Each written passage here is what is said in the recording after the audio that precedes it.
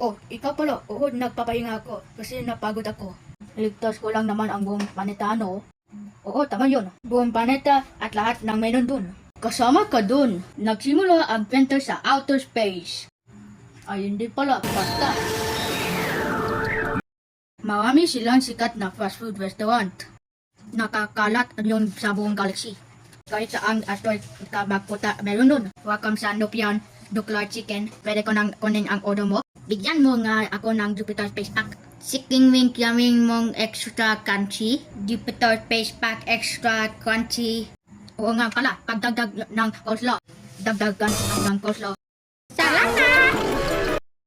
Siguro nagtataka kayo kung paano ko nalaman yon. Kasi napanood ko na to sa cartoon dati eh. Balik tayo, yung chain ng restaurants. At pag-ari ng isang lalaki na hindi masyadong mabait.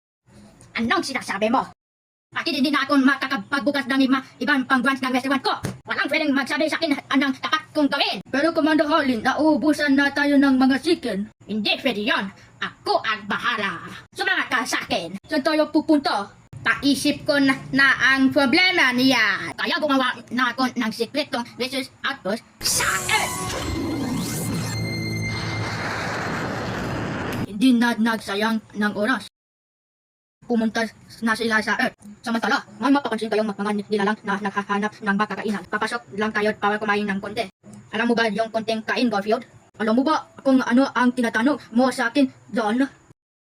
Kahit makuha mo lahat ng chicken dito sa planetang to, hindi pa rin sapat yung power sa kailangan natin, Commander. Kaya nag-ipinto ako ng ways na gagawin lahat na lalaki, babae, mga hayop at lahat ng nasa planetang ito na gagawin natin. Hihihihi, mga chicken! Papasukin muna ang test subject. Subukan na natin kung gagana. Si pepperoni at mushroom. Sausage at black olives. At meat lover special. Mamigay ka naman, Garfield. Gumagawa pa ako ng lasagna. Ba hindi ko nakikita yung kasama mong delivery boy, Bito?